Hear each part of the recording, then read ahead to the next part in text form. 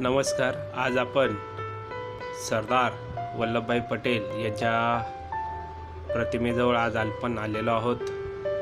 आपण प्रथम दरवाजा पार करून समोर जी भव्य मूर्ती दिसते आहे त्या मूर्तीच्या जवळून आज आपण ठेपलेलो आहोत.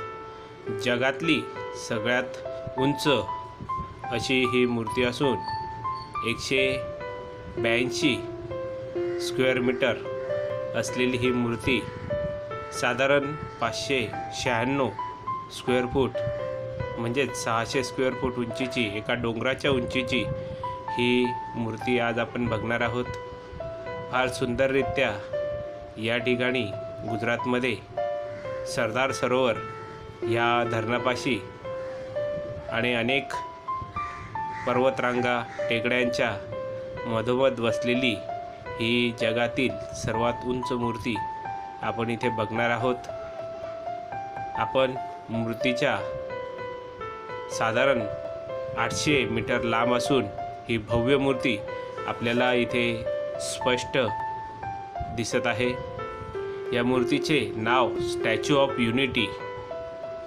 स्टॅच्यू ऑफ युनिटीचा अर्थ होतो की एकात्मताचे प्रतीक म्हणून ओळखली जाणारी सरदार वल्लभभाई पटेल यांची ही मूर्ती आज आपण बघत आहोत. फार सुंदररित्या या ठिकाणी जगातील लाखो पर्यटक या ठिकाणी येतात.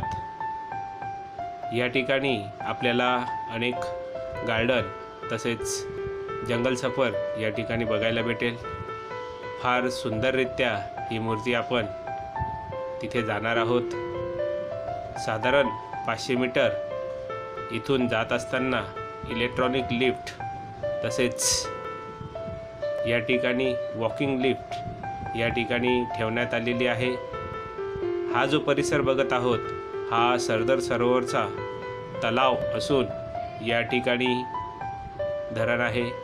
ही माझ्या पाठीमागे उभी असलेली सरदार वल्लभभाई पटेल यांची भव्य दिव्य प्रतिमा आणि माझ्या उजव्या साईडला या ठिकाणी या प्रतिमेच्या अगदी समोर आपल्याला सरदार सरोवर हे धरण दिसणार आहे. आपण तिथे जाणारच आहोत. तत्पूर्वी त्या धरणाच्या समोर बसलेलं हे सरदार वल्लभभाई पटेल यांची प्रतिमा आपण इथे बघू शकता. फार सुंदररित्या भव्य दिव्य आज आपण ही प्रतिमा बघत आहोत. या प्रतिमा आपण या इलेक्ट्रॉनिक लिफ्टच्या मार्फत इलेक्ट्रॉनिक पायऱ्यांच्या मार्फत 4थ्या मजल्यापर्यंत जाऊन तिथून वरती आपण त्याच्या छातीपर्यंत जाणार आहोत.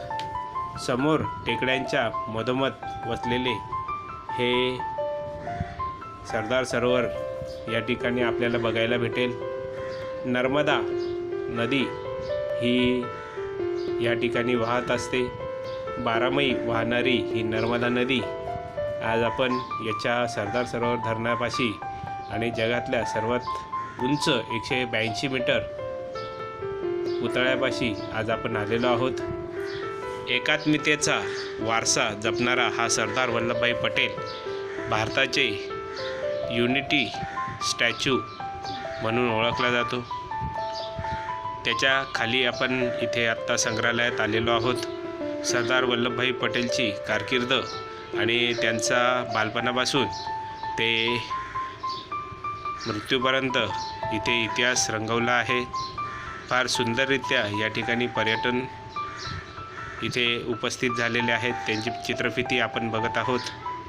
हा स्टॅच्यू कसा बनला, त्याची पार्श्वभूमी कशी होती, तसेच त्यांचा जन्म कुठे झाला, त्यांनी देशाकरता काय काय समर्पण केले आणि ह्या ठिकाणी आपल्याला सरदार सरोवरचे चित्रफिती इथे दाखवण्यात येते. या ठिकाणी लिफ्टनी आपण वरती आलेलो आहोत. समोरून जो बघत आहोत ते साधारण आपण 500 फूट जमिनीपासून वरती आहोत. पुतळ्याच्या मध्ये असलेले हे प्रांगण आपण बघत आहात. हे सर्व प्रांगण लिफ्टला कनेक्ट असून या पुतळ्याच्या पायथ्यापासून आपण इथे वरती आलेलो आहोत. आपण इथून सरदार सरोवर डॅम याचे दृश्य ह्या ठिकाणी बघणार आहोत. समोर आपल्याला दिसत आहे की सरदार सरोवर डॅम जिथून वीज प्रकल्प महाराष्ट्र, मध्य प्रदेश तसेच गुजरातला पुरवण्यात येतो. तो समोर धरण आपण तिथे बघत आहोत. आपल्याला पाणी सोडताना पण त्या ठिकाणी बघायचे आहेत. फार सुंदर हे नर्मदेचं पात्र असून साधारण पूर्वेकडून पश्चिमेकडे आणि पश्चिमेकडून पूर्वेकडे ही भारतातली पहिली नदी वाहणारी आहे. समोर आपल्याला टेकड्यांवर स्टॅच्यू ऑफ युनिटी यांचे सिम्बॉल दिसत आहेत. ढगांची गर्दी या ठिकाणी आपल्याला फार सुंदर नैसर्गिक चित्र दाखवून जाते. इथे बघू शकता की अनेक पर्यटन लोक फॉरेनर्स या ठिकाणी इथे आलेले आहेत. इथे साधारण छातीच्या सरदार वल्लभभाई छातीच्या कोटमधून आपण हे बघू शकता. या जगविख्यात असलेली जगातली सगळ्यात उंच सरदार वल्लभभाई पटेल यांची प्रतिमा याचे आपण दृश्य बघत आहोत. समोरून साधारण बघितल्यानंतर आपल्याला फक्त खालचा भाग दिसतो. आपण खालून बघितलं तर साधारण 190 अंश आपली मुंडी झुकून आपल्याला ते बघायला भेटेल पूर्ण प्रतिमा. समोर दिसलेले हे नर्मदेचे पात्र या ठिकाणी आता पाणी सोडण्यात येताना आहेत. फार सुंदर दृश्य आपल्याला ह्या ठिकाणी बघायला भेटते. या ठिकाणी इलेक्ट्रिक सिटी असून इथे पर्यटनासाठी सर्व सुखसुविधा या ठिकाणी उपलब्ध केलेल्या आहेत. इथल्या स्टेट गव्हर्नमेंटने गुजरात सरकारने या ठिकाणी पर्यटकांना कुठलीही तसदी होणार नाही याची खातिरजमा करून त्यांना पायी वॉकिंग इलेक्ट्रिक लिफ्ट तसेच इलेक्ट्रिक शिडी या ठिकाणी उपलब्ध करून दिलेली आहे. आपण प्रतिमेचे पर्यटन करून आता आपण धरणाकडे जाणार आहोत. तत्पूर्वी इथे असलेले फ्लॉवर तसेच नर्मदेचे मोठे पात्र, त्यानंतर इथे आपल्याला खाण्यासाठी उपलब्ध झालेले असे रिसॉर्ट या ठिकाणी आपण बघू शकता.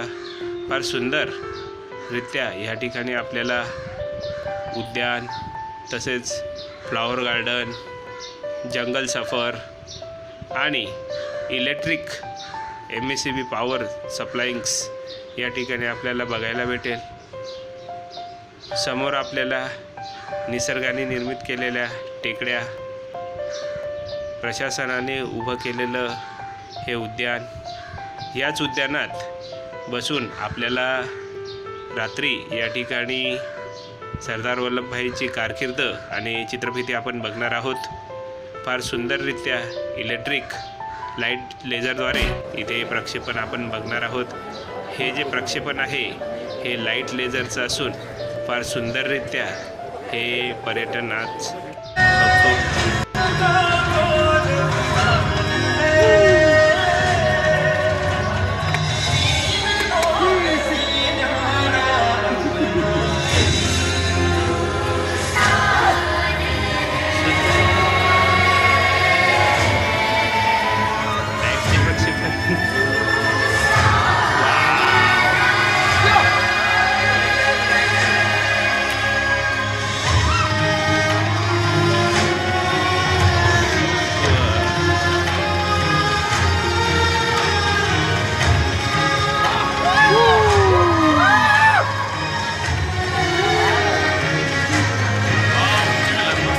मस्त आहे हा.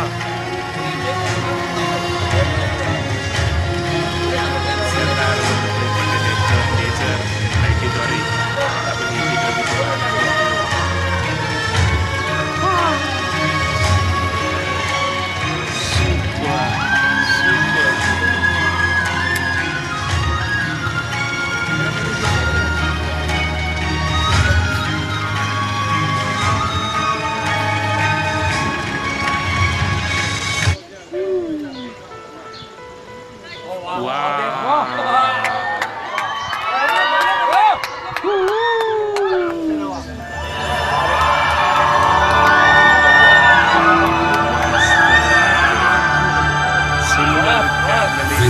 किसान का बेटा था वो जनता का भंडार, वल्लभ भाई पटेल। पटेल नाम कहलाता था सरदार। कृषक कार्मिक जनगण से था उसको प्यार अपार। अखिल देश ने उसे रहनुमा किया था स्वीकार। गांधी बापू का शिष्य, सत्य अहिंसा का अवतार, किंतु एक भारत करने को धर लेता हथियार। लौह पुरुष संबोधन था वो लोहे की दीवार। तेज पुंज तुम, शक्तिपीठ तुम, बल का सागर अपरंपार। ऋणी देश का नम्र नमन तुम स्वीकारो सरदार।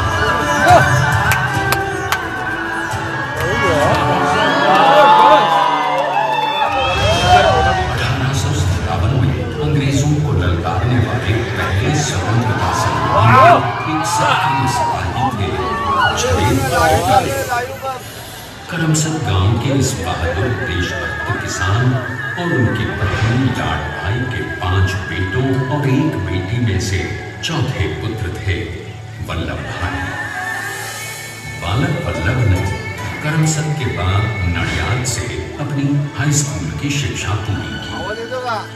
फिर 13 साल की उम्र में उनकी शादी भी हो गई, छोटी सी झवेरबाई से। 2 बच्चों, बेटी बड़ी बहन और बेटे ताया भाई को जन्म देने के बाद झवेरबाई असमय ही चल बसी। सदी बदलने और 20वीं सदी आने पर उनका जीवन भी एक चमत्कार की तरह बदला।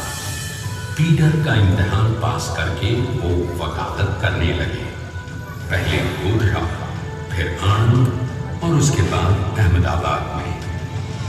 मगर जल्द ही वकालत छोड़कर वो बैरिस्टर बनने की इच्छा से इंग्लैंड चले गए।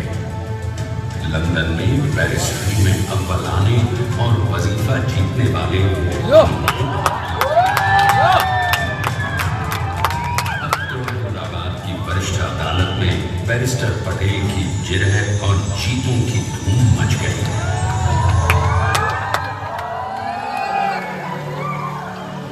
तभी एक युग पुरुष ने वल्लभ भाई के जीवन की धारा ही बदल दी। दक्षिण अफ्रीका में सत्याग्रह के अहिंसक अस्त्र से गोरे शासकों को सबक सिखाकर भारत वापस आए बैरिस्टर मोहनदास करमचंद गांधी से मिलकर वल्लभ भाई ने अपने कुछ वर्षों से सीखे विदेशी व्यवहार और संस्कार हमेशा के लिए त्याग दिए और अब वो अपने खेड़ा के किसानों को हक दिलाने के लिए बापू के साथ आंदोलन में कूद पड़े। अब उनके पैरों में जूते नहीं, गांव की धूल थी। हृदय में भारत भूमि की शस्य श्यामला धरती।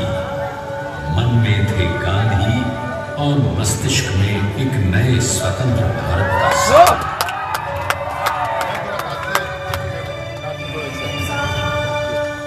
तभी बारडोली के मजबूर मजलूम किसानों की यातना का समाचार उनके पास पहुंचा। तुरंत वल्लभ भाई वहां पहुंचे और यूं शुरू हुआ भारत का सबसे बड़ा और सफल किसान आंदोलन बारडोली।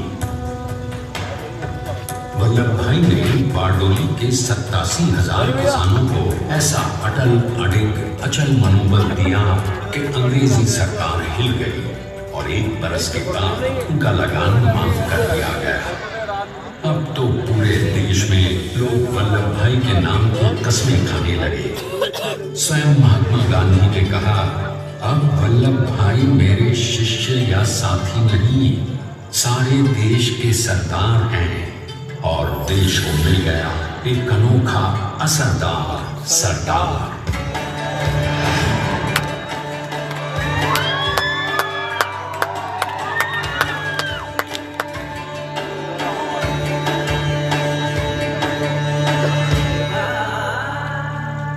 सरदार पटेल के नाम और देशभक्ति से अंग्रेज डर कर कांपने लगे।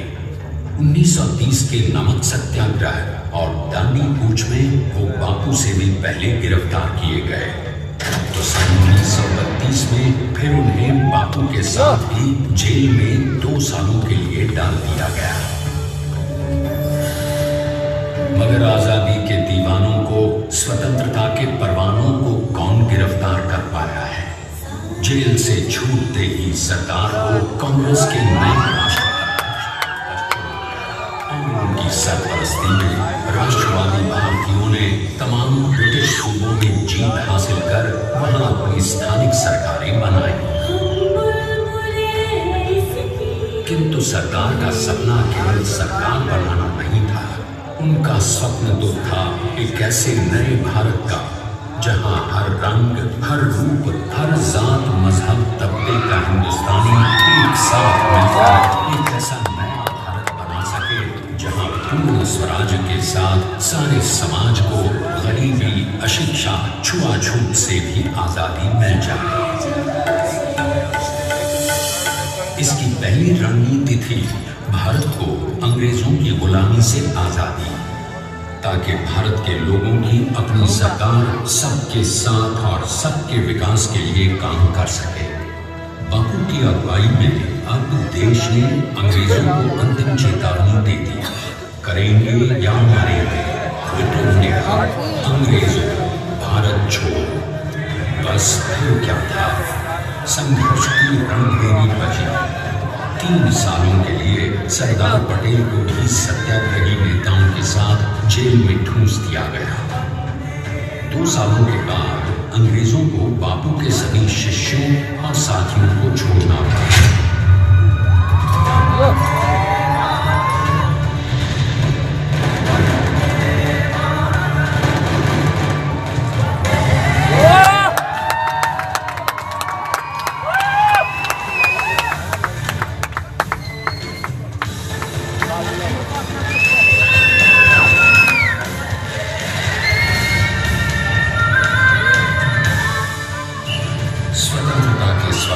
सच होने के साथ अब सरदार पर कई एक नई जिम्मेदारियां थी। आने वाली आजादी की तैयारी और एक नए भारत के लिए नए लोकतांत्रिक संविधान की संरचना। जैसा उनके साथी ने खुद कहा था, सरदार ने ही छैली हथौड़ी लेकर एक नए भारत को उकेरा है।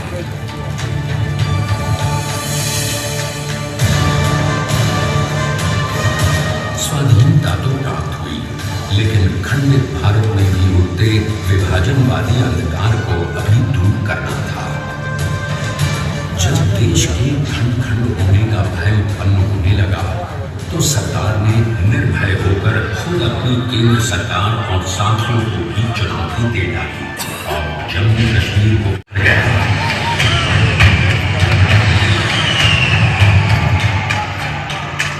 और फिर हैदराबाद और जूनागढ़ के भारत में विलयीकरण को पाकिस्तान से चुनौती मिली।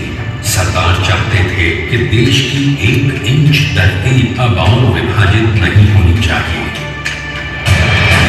नए भारत को एक करने के लिए समझा बुझाकर, मनाकर 565 रियासतों को सरदार ने अपनी सूझबूझ, सदाशयता, संबल से एक नए स्वतंत्र भारत का अभिन्न अंग बना लिया।